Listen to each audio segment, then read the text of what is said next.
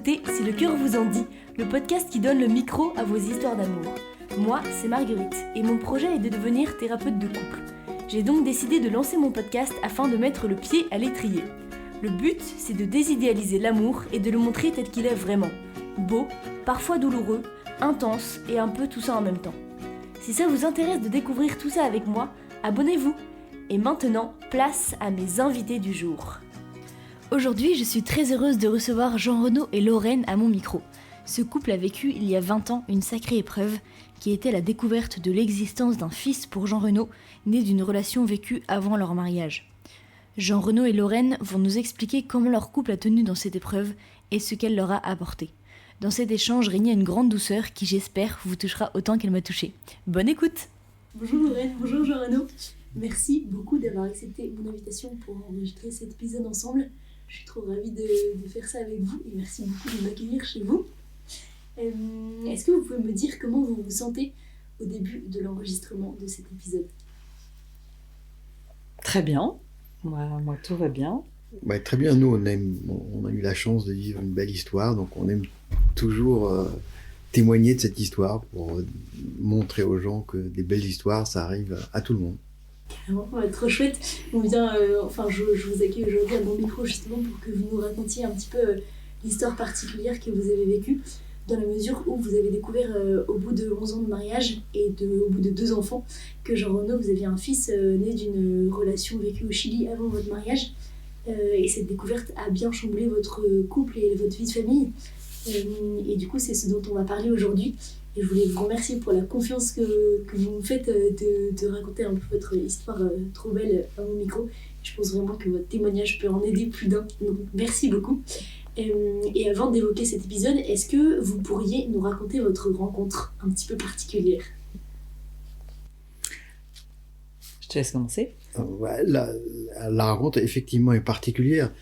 Je pense qu'on n'aura pas le temps d'apporter tous les sujets, mais disons que pour faire très très très court, j'ai eu un accident très grave, je m'en suis sorti de manière absolument incroyable et j'ai organisé suite à cet accident un pèlerinage en Croatie, à Medjugorje, pour rendre grâce de la manière dont je m'étais sorti de mon accident très très grave. Et à l'occasion de ce pèlerinage que j'organisais pour mes amis et ma famille, une personne s'est inscrite absolument au dernier moment, dans des conditions abracadabrantes. Elle a donc rejoint ce groupe constitué et pour faire très court, disons que on est revenu en France et 3 semaines après notre retour, cette personne qui a débarqué dans le groupe que j'organisais ce pèlerinage, que je ne connaissais absolument ni d'elle ni d'Adam, je lui demandais si elle voulait m'épouser. Et je peux vous promettre que si on m'avait raconté avant cette histoire, en disant « Jean-Renaud, tu vas demander à une femme si elle veut bien t'épouser 3 semaines après l'avoir connue », je mettais ma tête sous la guillotine, une telle chose ne pouvait mais jamais m'arriver, absolument jamais, contre tout mon esprit d'analyse, de logique, etc. Voilà. Mais qu'est-ce qui s'est passé du coup pour que en 3 semaines vous disiez « Ok, celle-là, je la veux dans mon équipe pour toute la vie ». C'est une bonne... écoutez, c'est une très bonne question. J'avais à l'époque 36 ans. J'avais eu d'autres aventures, d'autres histoires, dont une assez sérieuse d'ailleurs. J'ai donc fait la connaissance de Lorraine à ce pèlerinage et il s'est passé quelque chose d'absolument incroyable que je n'aurais pas pu imaginer avant possible. C'est que j'ai eu une espèce d'intuition, de flash très rapidement, que j'avais en face de moi une personne en qui je pouvais faire aveuglément confiance. Tout s'est joué là-dessus et je n'aurais jamais pu imaginer que d'autres éléments de séduction, etc., rentrent fondamentalement en jeu. Mais ce qui a vraiment fait la différence, c'est ce sentiment de mais c'est incroyable. J'ai en face de moi quelqu'un, j'ai le sentiment que je peux lui faire complètement confiance. Alors, ça a été le fruit de ces 4 jours de pèlerinage. Il y a eu quand même une deuxième étape. C'est-à-dire que tout de suite après, ayant senti ça fortement en moi, j'ai quand même demandé à Lorraine si elle voulait partir avec moi 3 semaines. Alors cette fois-ci, c'était du Club Med au Club Med. C'était pas 3 semaines. Pardon ? C'était pas 3 semaines. Hein. C'était moins que ça. Oui, le départ, oui, c'était 10 jours ou 15 jours après le retour. Et là, par contre, Lorraine pourra peut-être le raconter, mais là, on a pris notre temps, parce que là, clairement, on savait que on partait pour mieux comprendre ce qui se passait, et moi, j'avais pris les moyens, peut-être que Lorraine vous le racontera, j'avais pris mes moyens pour mieux savoir qui était cette personne qui m'avait tellement ému. Et donc, c'est au bout de cette semaine de vacances, avant même de rentrer en France, que je lui ai demandé si elle voulait bien m'épouser. Mais peut-être que Lorraine vous racontera, c'est assez anecdotique mais amusant, comment ça s'est vraiment passé. Moi, je veux tout savoir, Lorraine. Dis-nous tout. Et d'abord, c'est vrai que le départ à ce pèlerinage était pour moi assez étonnant parce que c'est un lieu où plusieurs personnes de ma famille sont allées avant moi et m'avaient proposé à plusieurs reprises de faire un pèlerinage là-bas et finalement j'avais toujours dit non.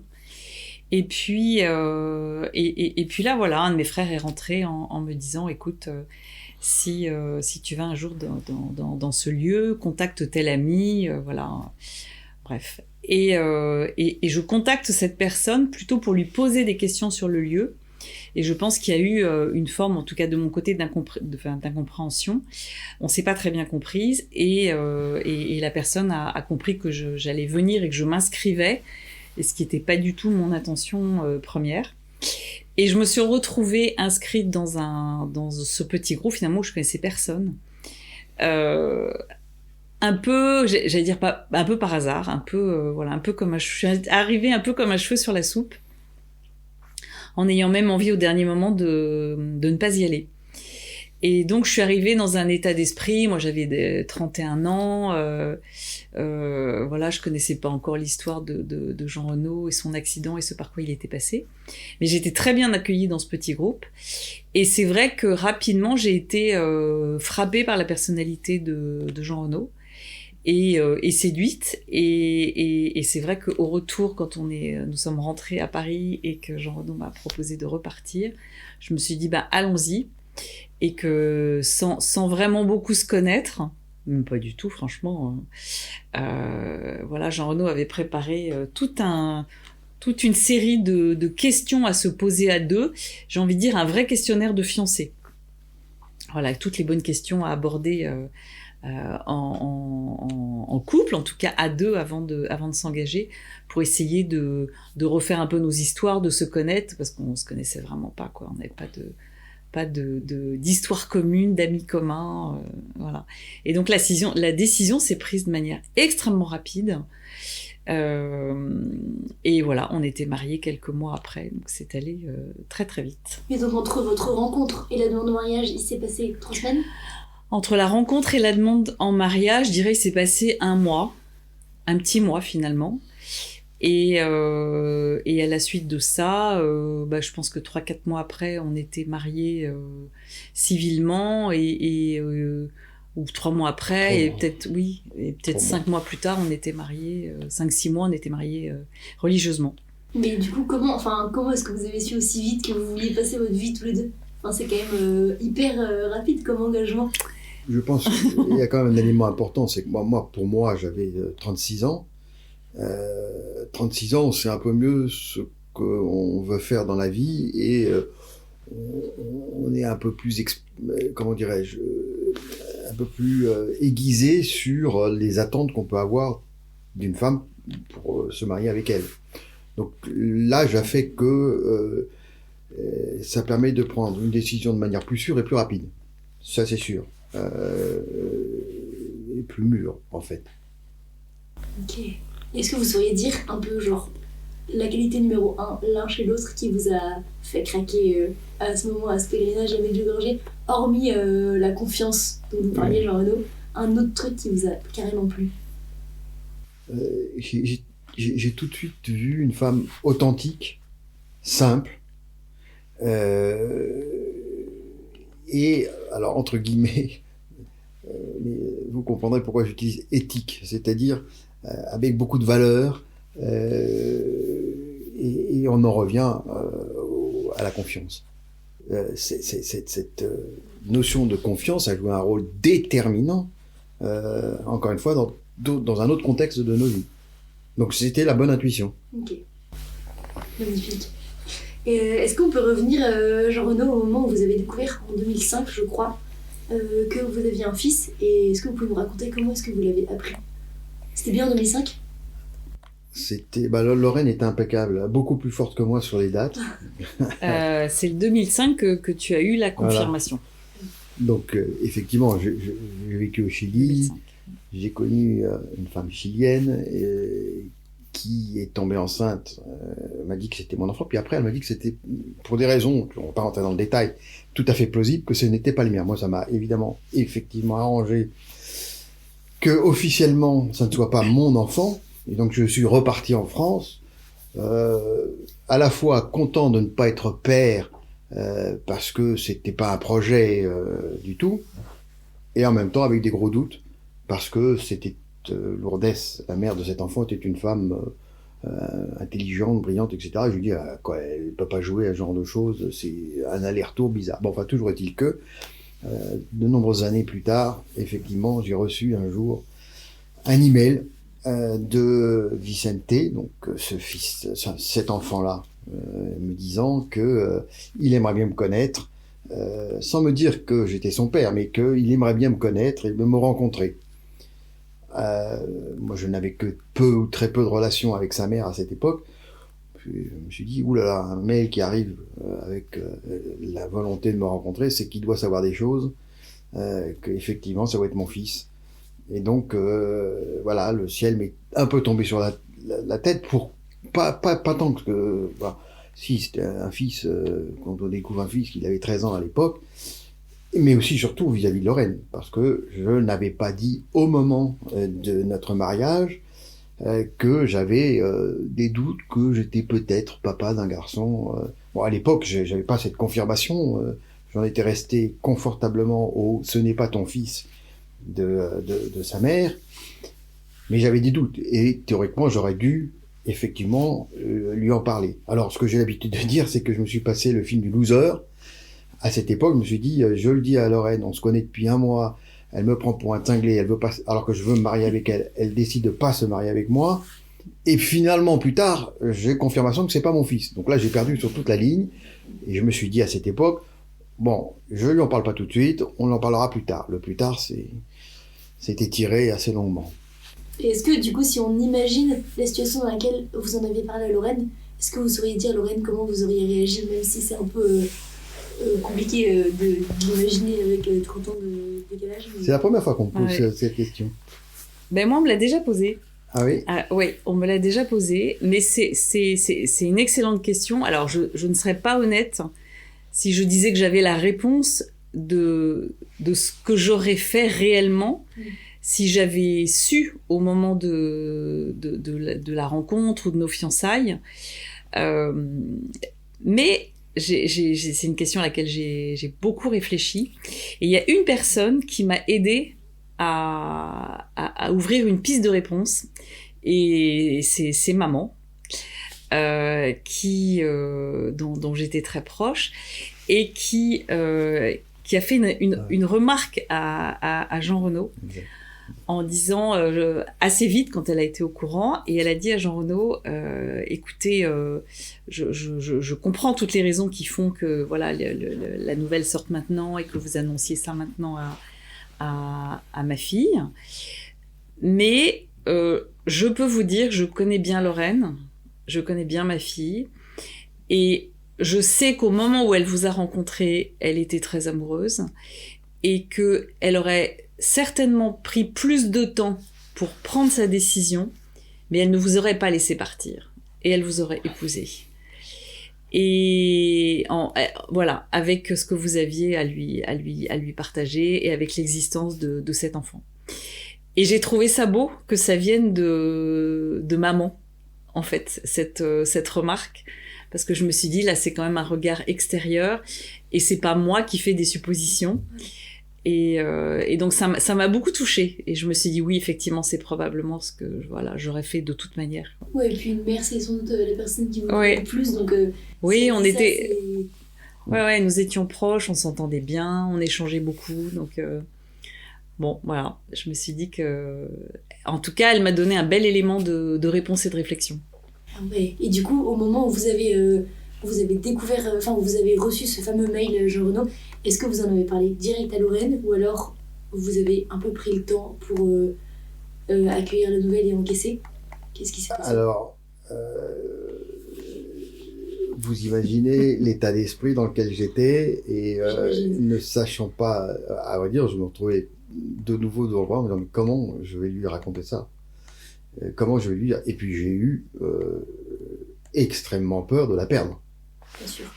Et donc là... Une deuxième fois, peur de la perdre. bon, oui, je pouvais tout à fait ne pas répondre aux mails, écraser la chose, on n'en parle plus, on coupe les liens avec le Chili, terminé, je ne veux plus en entendre parler. Évidemment, c'est absolument pas une option possible pour moi. Mais il est un fait que, ayant reçu... Alors, il y a une anecdote dans cette histoire, c'est que j'ai reçu ce mail de manière tout à fait étonnante.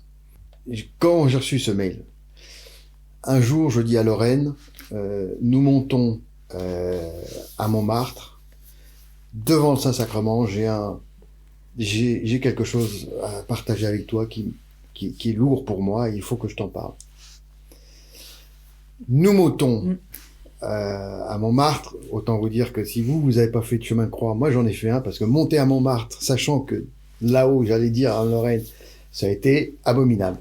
On se retrouve devant le Saint-Sacrement, nous prions, puis à un moment donné, Lorraine me fait comprendre qu'à la fin, donc on part au restaurant pour dîner, et puis on parle de choses et d'autres, comment s'est passée ta journée, et on repart à la maison, j'ai rien dit du tout. Je me suis dégonflé totalement, même à Montmartre, après être passé dans le Saint-Sacrement. On rentre à la maison, le lendemain, je dépose Lorraine et les enfants à la gare d'Austerlitz, ils partent skier. Je rentre de les avoir postés à Austerlitz, et c'est là que je reçois le mail. Et donc en fait, vous vouliez en parler à Lorraine avant d'avoir reçu le mail, et c'est le mail qui a été un peu le rappel. Oui, voilà. Et voilà comment j'ai pris mon courage à deux mains le lendemain. J'ai dit à Lorraine, bon, ben, cette fois-ci, ma chérie, il faut qu'on parle. Et dès que tu rentres, là, j'ai vraiment des choses à te dire. Mais il a fallu que le bon Dieu s'y mette de la partie. Et du coup, donc le moment où vous avez vraiment dit à Lorraine... Bon, ben, c'était quelques jours après, quand elle est rentrée, on est à Boulogne, on a l'habitude d'aller dans la chapelle du Saint-Sacrement. Et donc, je lui ai donné rendez-vous dans la chapelle du Saint-Sacrement, et c'est là que je lui ai dit. Ok, et alors, à ce moment-là, qu'est-ce qui se passe, Lorraine? Alors, pour moi, au moment de l'annonce, je suis dans un état d'esprit où je sais pas très bien ce que Jean Renaud a à me dire. Mais pour revenir un peu en arrière très brièvement, ça faisait quand même plusieurs mois que je disais à Jean Renaud, j'ai une intuition que tu me dis pas tout, qu'il y a quelque chose de ta vie que je ne sais pas, que je ne connais pas. Et voilà, et quelque chose que je trouvais trop secret, c'est pas le mot que j'employais, mais qui me paraissait pas clair. L'autre chose, c'est que moi, il m'avait présenté la maman de ce garçon, de Vicente, donc je la connaissais, on s'est rencontrés. Et au moment la première fois quand on est allé à Montmartre et où il n'a pas réussi à me parler, je me suis dit, ça doit être quelque chose de l'ordre vraiment d'une difficulté, peut-être d'une blessure, peut-être voilà quelque chose qu'il a jamais pu dire à personne. Et quand il m'a dit, là, il faut vraiment que je te parle, je me suis dit, et il m'a dit, j'ai reçu un rappel à l'ordre. Ah, je me suis dit, là, il y a une tierce personne. Et là, j'ai eu dans le cœur le mot secret de famille. Et je me suis dit, non, là, il a quelque chose vraiment d'important et de lourd à m'annoncer. Donc, en allant cette fois-ci dans notre paroisse, là, je me suis douté que ça allait être une annonce importante. Et en effet, ça a été le cas. Parce que il m'a dit, écoute, selon toute vraisemblance, j'avais un doute, je n'en ai plus, j'ai la confirmation que j'ai un enfant, j'ai un garçon qui a 14 ans, qui s'appelle Vicente, voilà, qui vit au Chili. Et j'ai demandé, mais qui est la maman? Et il m'a dit, mais la maman, tu la connais très bien, c'est Lourdes. Et effectivement, on s'était rencontrés plusieurs fois, il me l'a présentée, on avait échangé. Donc c'était un double choc. Voilà, de se dire, bah, effectivement, il y a ce garçon, avec toutes les questions derrière. Bah, pourquoi tu m'en as pas parlé avant? Pourquoi, voilà, 1000 pourquoi n'a pas avoir fait la lumière, pourquoi sur cette histoire, pourquoi ne pas être allé au Chili pour clarifier les choses avec sa maman, etc., quoi. 1000 questions. Ouais, bien sûr. Et est-ce que du coup, pendant cette période où vous vous posiez plein de questions, et peut-être aussi pendant la période qui a précédé l'annonce de la nouvelle, où vous sentiez qu'il y avait un truc au fond qui n'était pas clair et ça, est-ce que vous avez fait appel à de l'aide pour vous aider dans cette période-là? Alors, c'était compliqué parce que, d'abord, avant de savoir quoi que ce soit, j'ai effectivement fait en sorte de me faire aider sur deux plans. D'abord, avec une psychologue, une personne qui était psychologue et qui m'a, voilà, avec son regard de psy plutôt, mais c'était plutôt une introspection sur moi-même et sur mon histoire personnelle, où je me disais peut-être que mon regard n'est pas ajusté sur ce que je vois de mon mari, et j'ai l'impression qu'il me dit pas tout, mais c'est peut-être moi qui ai un regard qui n'est pas juste, donc je fais un travail sur moi-même, mon histoire familiale, personnelle, etc. Et puis également spirituellement, parce que c'était important, voilà, pour moi, dans ma vie de foi, de me dire, il faut peut-être que je me réajuste, voilà, donc avec redécouverte des sacrements, de la vie de prière, etc. Et après l'annonce, là, pour moi, c'était plus compliqué de me faire accompagner parce que j'étais dans une période de secret. C'est-à-dire que Jean Renaud, moi, mon premier réflexe, c'était de me dire, il faut y aller, il faut prendre l'avion, il faut aller au Chili, il faut rencontrer la maman, il faut rencontrer Vicente, il faut en parler, il faut que les enfants soient au courant, enfin voilà, allons-y, quoi. Et là, j'ai senti une fin de non-recevoir de la part de Jean Renaud qui m'a dit non, pas maintenant. C'est pas prêt, moi je suis pas prêt, voilà, pour plein de raisons. Il y avait de la colère, il y avait voilà, il y avait beaucoup de choses qui ressortaient. Et donc il y a eu une période de secret absolu, c'est-à-dire que moi je ne pouvais en parler à personne.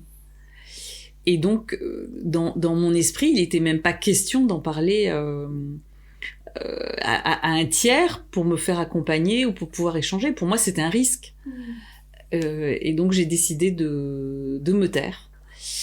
Et j'ai simplement demandé à Jean Renaud, au bout de quelques mois, je lui ai dit, écoute, est-ce que tu peux juste en parler à une des personnes qui m'accompagnent sur le plan spirituel, un des pères à la paroisse? Et Jean Renaud a accepté, mais ce n'est pas devenu un lieu de parole, parce que c'était pas un accompagnement, ni avec un conseiller conjugal, par exemple, ou avec une psychologue, ou voilà. Et avec du recul, est-ce que vous vous dites que c'est quelque chose qui vous a manqué ou que vous auriez voulu pouvoir vivre à cette période-là ou pas du tout? Curieusement, je me suis beaucoup posé la question parce que cette période de secret a duré 3 ans et demi, ce qui est très long. Le plus difficile à vivre pour moi, c'était de ne pas parler à mes enfants, à nos enfants. Ça a été très rude. Et c'était de ne pas parler à ma belle famille, à mes beaux-parents en particulier. Ça, pour moi, c'était violent, en fait. C'était très, très rude d'être en face d'eux et de me dire... intérieurement, voilà, nous portons quelque chose dont vous n'êtes pas au courant, mais vous devriez être au courant. Bon, ça, c'était un aspect difficile. Mais sur le plan d'un accompagnement par une tierce personne, j'ai souffert d'être souvent seule avec ce que j'avais comme élément. J'avais la version de Jean Renaud sur cette histoire. J'avais ce que moi j'en comprenais.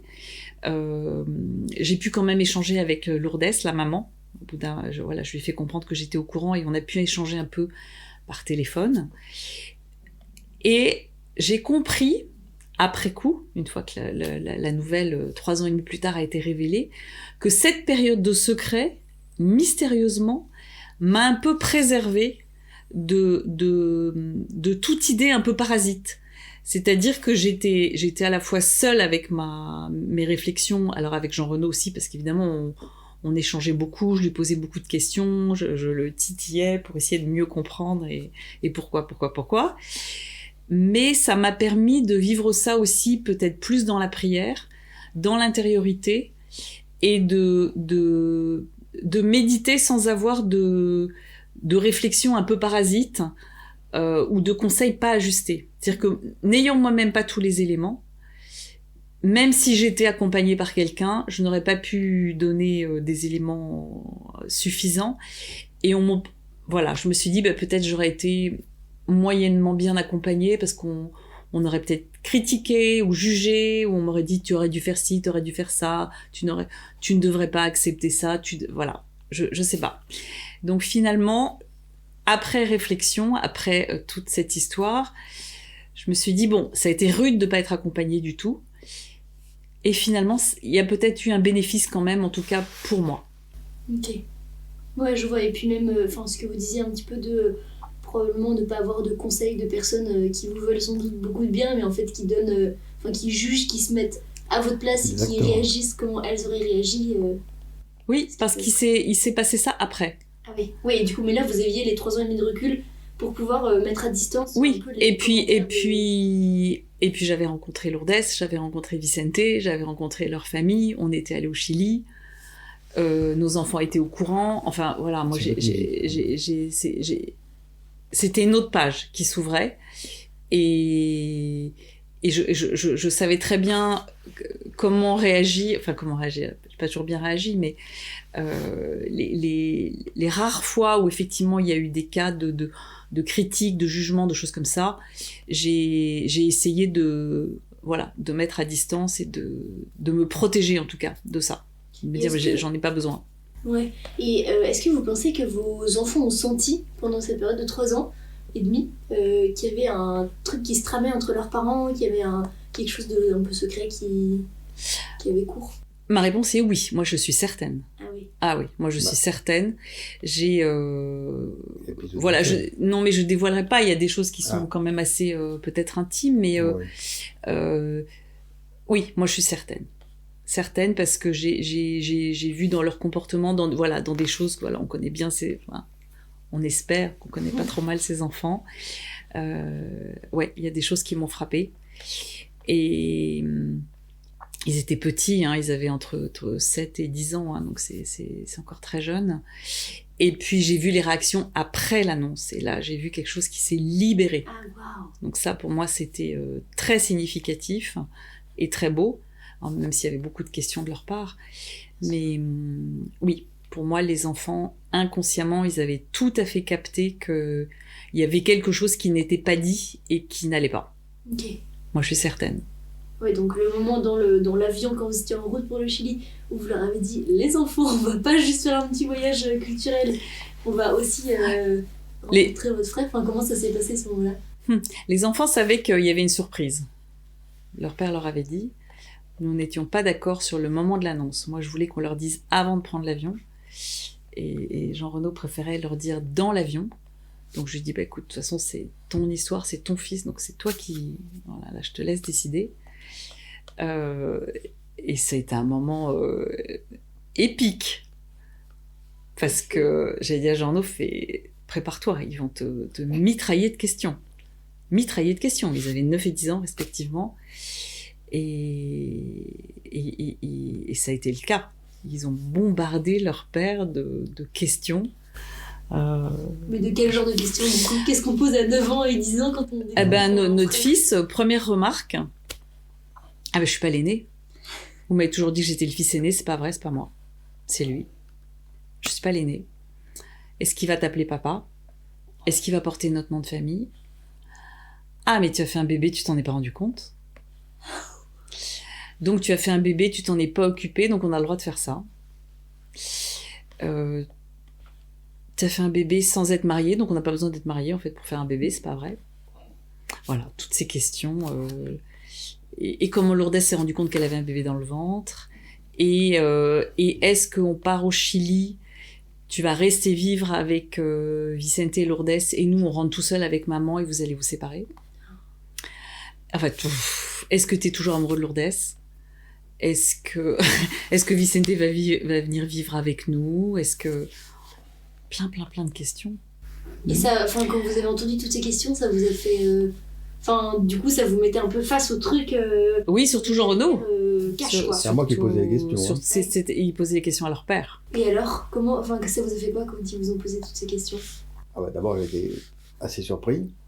Je ne m'y attendais pas du tout. Enfin, bon, je ne m'y attendais pas, je pense, effectivement. Et puis, après, on essaye de répondre avec des mots et des phrases qu'ils peuvent comprendre. Ce qui n'est pas forcément simple. On essaye de se débrouiller comme on peut. Hein. J'imagine. Ouais, c'est juste pas simple. Mais du coup, ils étaient plus curieux que... Ils essaient de comprendre. Ouais. À leur niveau, avec leur niveau de connaissance, et voilà, ils essaient de comprendre. Moi, j'ai compris qu'il fallait les rassurer. Voilà. Sur le fait que non, papa et maman n'allaient pas se séparer. Oui, nous allions rentrer en France ensemble. Oui, on va faire en sorte que ça se passe bien. Oui, c'est une joie d'aller rencontrer Vicente.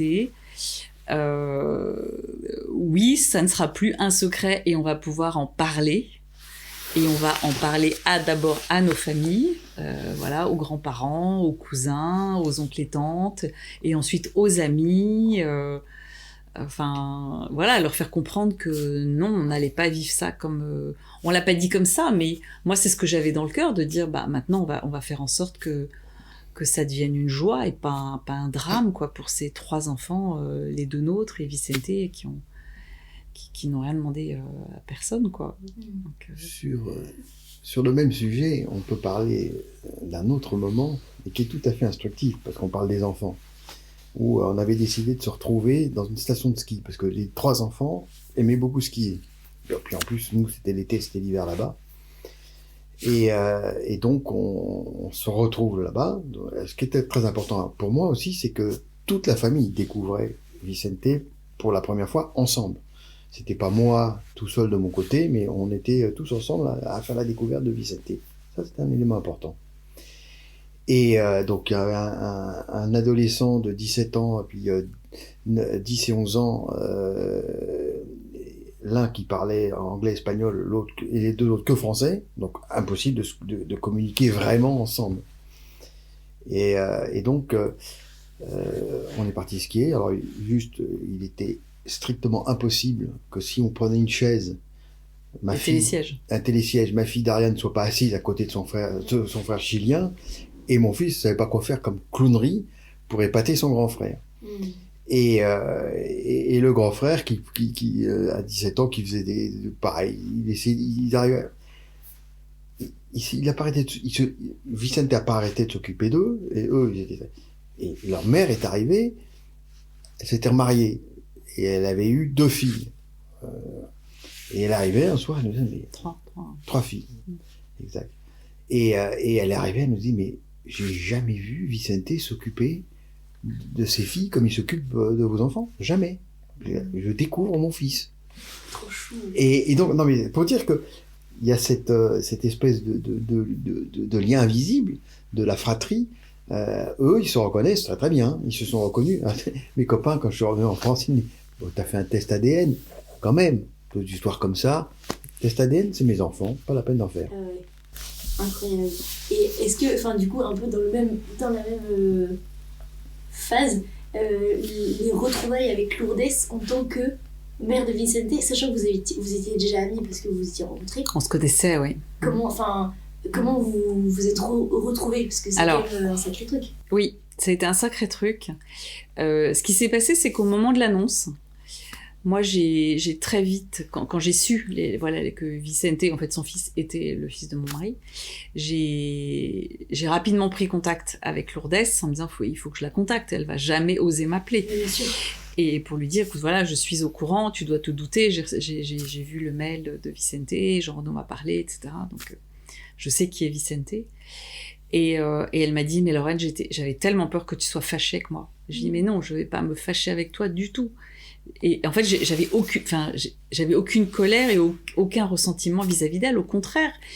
Et je lui ai dit, mais non, moi, je veux venir rencontrer ton fils et je veux que ton fils et mes enfants se connaissent et se rencontrent. Et on a moi, j'ai vite eu le sentiment que toutes les deux, on était deux mamans dont le seul but, c'était de faire en sorte que nos enfants vivent ça le mieux possible et puis connaissent cette réalité. La réalité, c'est qu'ils sont demi-frères et demi-sœurs. Voilà, ils sont frères et sœurs. Et on peut prendre le truc dans tous les sens. La réalité, c'est ça. Oui. Et donc, au fur et à mesure de ces mois de secret, moi, j'échangeais quand même souvent avec Lourdes. Et je disais, Lourdes, je n'attends qu'une chose, c'est de venir au Chili. Elle me dit, mais je sais, viens dès que tu peux. Et le jour où, enfin, on a, voilà, pour plein de raisons, on a pu prendre les billets et appeler en disant, nous venons, et nous venons tous les quatre, ça a été, moi, j'ai vraiment entendu que c'était de la joie à l'autre bout du fil et de l'Atlantique. Et donc, quand on a organisé ça un peu toutes les deux, on a réfléchi ensemble à qu'est-ce qu'on va faire avec les enfants, etc., avec Jean-Renaud. Et donc, les retrouvailles sur place, c'était que de la joie. On était émues toutes les deux, on était joyeuses, on était heureuses, et on se réjouissait de ce qui était en train de se passer. Enfin, toutes les deux, on se disait, enfin, on y est, quoi. Ça y est, l'abcès est crevé. Ouais, oui, et puis en plus, pendant ces 3 ans et demi, les seules 2 personnes à qui vous pouviez en parler, c'était Jean-Renaud et Lourdes. Oui. Parce que personne d'autre n'était au courant. Personne. Ça a dû vous renforcer encore plus. Ah bah oui. Oui. Moralité. Oui. On avait vraiment préparé ça ensemble. L'autre chose qui est importante, qu'on n'a pas évoquée là, mais c'est que malheureusement, Lourdes était déjà très gravement malade. Et nous le savions. On savait que c'était compliqué. Et moi, j'avais intérieurement un espèce de sentiment d'urgence en disant, mais s'il arrive quoi que ce soit à Lourdes, il faut avancer, quoi. Pour ses enfants. Nous, notre vie, elle est faite, mais eux, le futur, il est devant eux. Et il faut que Lourdes puisse vivre ça. Enfin, voilà, que cette rencontre ait lieu avec elle. Et c'est ce qui s'est passé. Donc non, il y a eu beaucoup de joie. Moi, c'est le souvenir que j'en garde. Et ça se voit sur les photos, quoi. Il y a on sent qu'elle est heureuse et heureuse, quoi, de ce qui se passe. Pardon, je t'ai coupé. J'ai la moralité. C'est quoi? C'est une histoire de femmes. Nous, les hommes, on est mauvais, très mauvais sur ce genre de choses. C'est 2 femmes qui ont fait cette histoire. Basta. Qui ont réussi à parler au moment où il fallait parler. Nous, les hommes, on est mauvais. Vous avez fait plein de choses super, dont un petit Vicente, ce qui est quand même pas négligeable. En vrai, c'est trop beau comme histoire. Et du coup, moi j'avais un peu en tête un entretien que j'avais écouté de vous, Jean-Renaud, où vous parliez du fait qu'il fallait un petit peu recréer l'équilibre familial, avec du coup quand même pas mal de nouvelles entrées dans la balance, avec du coup Jean-Renaud qui arrive, mais pas tout seul, avec sa femme et ses 2 enfants, et en même temps Lourdes qui entre-temps s'est remariée, qui est mariée avec Juan, et du coup, il faut trouver la bonne place par rapport à Vicente, sans prendre la place de Juan. Comment ça s'est passé, du coup, ces moments-là? J'ai vite été mis au jus, parce que quand on est rencontrés pour la première fois, Juan, il l'appelle papa, et moi, il m'appelle Jean-Renaud. Oui. Ce qui est totalement légitime et que j'accepte absolument, il n'y a pas de problème. Mais c'est quand même, effectivement, la chose qui est plus compliquée, qui est compliqué, on va dire plutôt, c'est effectivement d'ajuster mon positionnement par rapport à Vicente, parce que moi je débarque, je l'ai pas élevé, etc.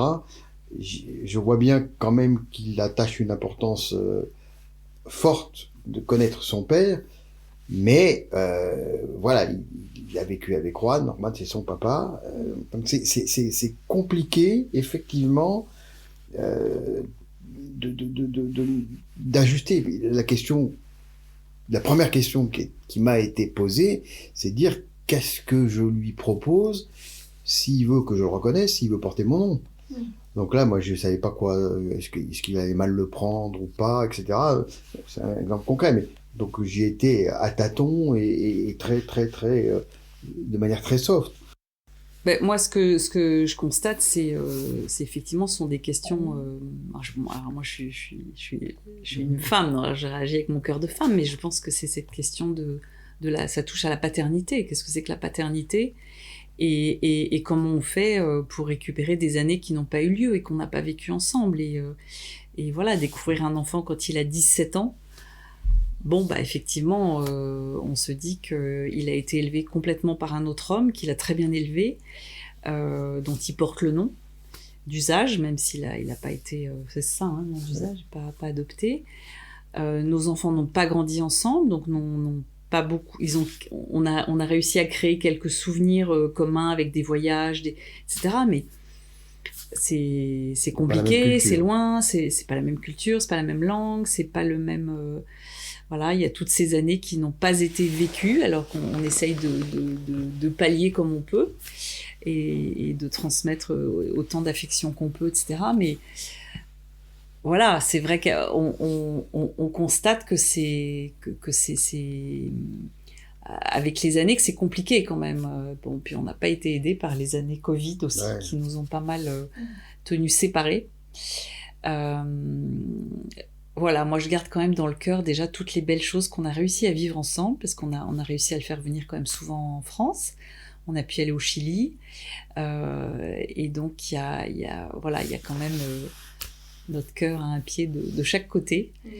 Et puis moi je suis surtout très reconnaissante à tout ce que Juan a fait pour cet enfant, pour l'élever, pour l'aimer profondément, et puis surtout continuer après le décès de Lourdes, qui est décédé maintenant il y a pas mal d'années,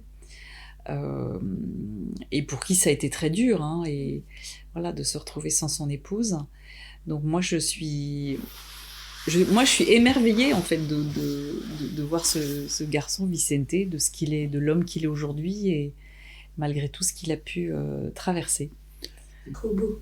Et oui, il y a un autre truc que je trouve trop beau et qui m'a quand même touchée en lisant un petit peu, en préparant l'épisode, c'est que 10 ans après cette grande nouvelle, on vous a demandé d'écrire un livre pour raconter votre histoire, un livre qui s'appelle Grâce à toi, que j'ai lu et qui est trop bien.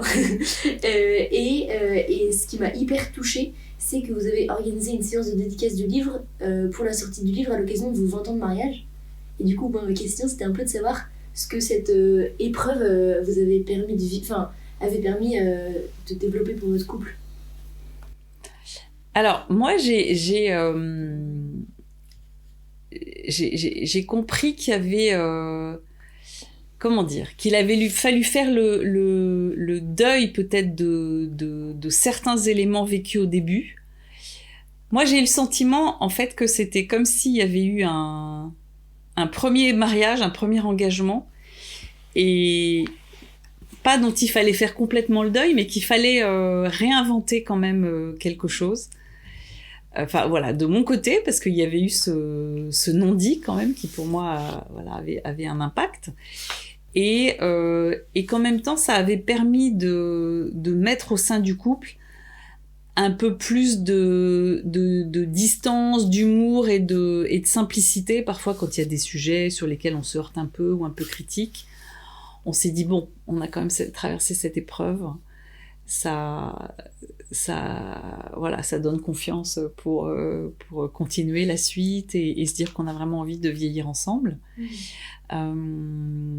Donc il y a un peu les deux en fait, mais j'ai trouvé que ça avait permis de donner l'occasion aussi de se redire les choses et de se redire redire notre histoire. Voilà comment on s'est rencontrés, voilà pourquoi on a décidé de se marier, voilà l'engagement qu'on a pris. En plus dans la foi, et voilà ce qu'on a déjà construit avec nos enfants et qu'on a envie de continuer, qu'on n'a pas envie de mettre par terre et de gâcher pour la fin de nos jours. Donc ouais, ça a permis beaucoup de réflexion. Et puis l'écriture et le fait de mettre sur le papier, ça permet encore de clarifier, d'aller un peu plus loin, parce qu'il faut bien choisir les mots. On fait lire à l'autre ce qu'on a écrit, réciproquement. Donc ça a donné encore lieu à quelques discussions et échanges, mais moi j'ai trouvé que ça avait été très bénéfique comme expérience aussi. Et vous, Jean-Renaud? J'ai un peu le mauvais rôle dans l'histoire. Non, évidemment, mettez-vous à ma place. Moi, ma femme qui m'accompagne dans cette difficulté où j'étais un peu en dehors des clous, je suis redevable éternellement. Il y a un avant et un après. Je veux dire, moi, il n'y a pas plus beau signe d'amour qui m'a été donné par ma femme que celui-là. Il y a vraiment un avant et un après. Je lui suis, encore une fois, redevable. Et il est certain que ça décuple, je dirais, les forces d'amour qu'on peut avoir pour sa femme quand elle vous a accompagné au fond du trou et qu'elle vous a remonté. Rien à dire, je peux rien dire d'autre.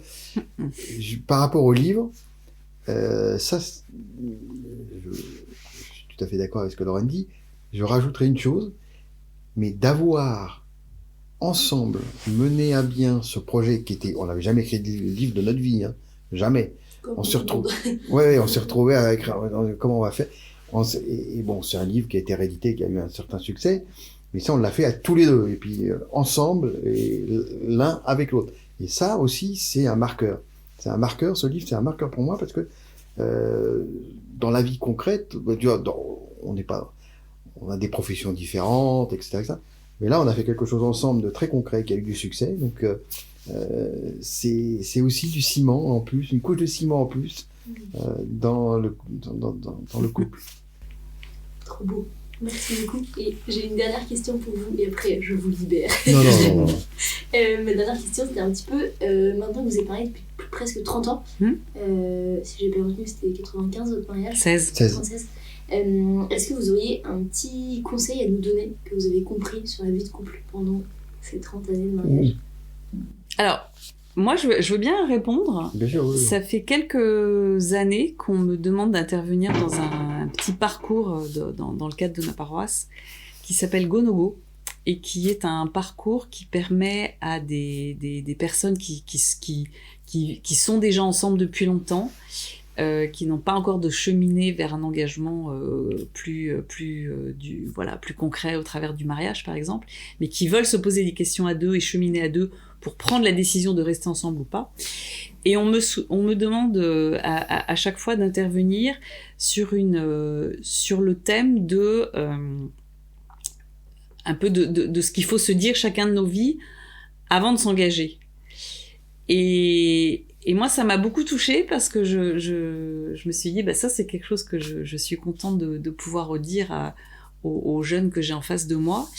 C'est faites bien attention au moment où vous vous rencontrez, où vous commencez à échanger sur vos vies, etc. D'essayer d'être le plus clair possible, même sur vos fragilités, même sur ce qui est difficile à dire et à confier à l'autre. Parce que ce seront des points qui un jour de toute façon jailliront et seront mis en lumière. Et l'engagement, il n'en sera que d'autant plus beau si on arrive à aborder des points justement qu'on n'a pas forcément envie de mettre en lumière et au jour.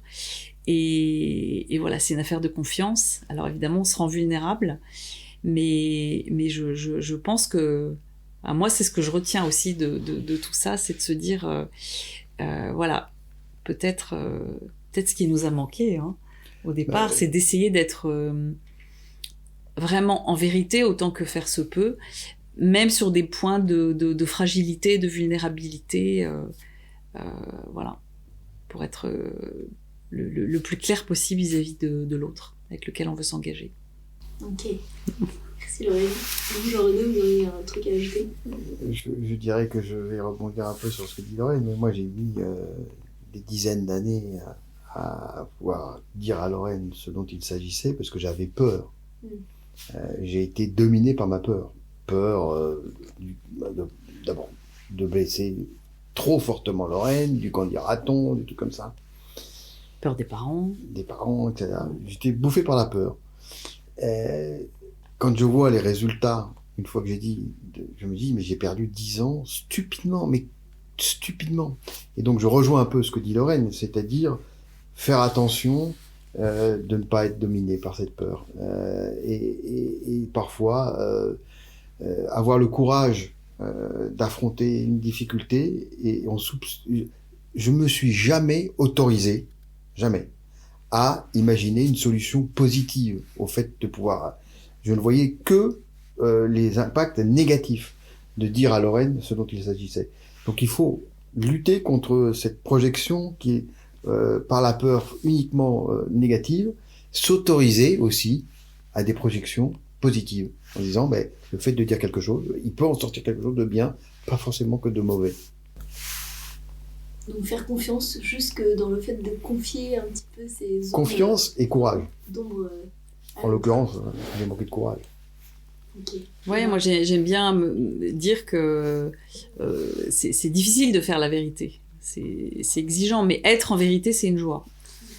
Et je pense que l'enjeu, il est là, surtout quand on veut traverser des années à deux. Voilà, si on veut que ça se fasse quand même dans la joie. Et les difficultés, il y en a de toute façon. Il y en a, il y en aura, il y en a eu et il y en a toujours. Enfin, c'est attaché à notre condition humaine, mais voilà, d'être attentif à ce point-là. Bon, parce que nous, ça nous a touchés particulièrement dans notre vie de couple, hein, bien sûr. Mais en ayant en tête que de toute façon, la vérité finira par sortir, donc autant... Oui, il y a toujours quelque chose qui transpire, et moi, je l'ai senti, parce que je percevais qu'il y avait quelque chose qui n'était pas dit. Et comment le non-verbal, enfin, que sais-je. Et j'ai bien vu que nos enfants, ils étaient impactés par ça. Donc, il n'y avait pas de mots qui étaient prononcés. Ouais. Eh ben, merci beaucoup, Jean-René et Lorraine, pour cette bonne discussion. Je suis trop contente d'avoir un peu appris plus à vous connaître et d'avoir pu vous écouter et vivre ce beau moment avec vous. Merci pour votre confiance. Merci beaucoup. Merci, c'est un plaisir. Merci. Et voilà, on arrive déjà à la fin de cet épisode. J'espère qu'il vous a plu. Si c'est le cas, n'hésitez pas à mettre 5 étoiles sur votre plateforme d'écoute et à en parler autour de vous, c'est ce qui m'aide le plus. Un grand merci et à très bientôt!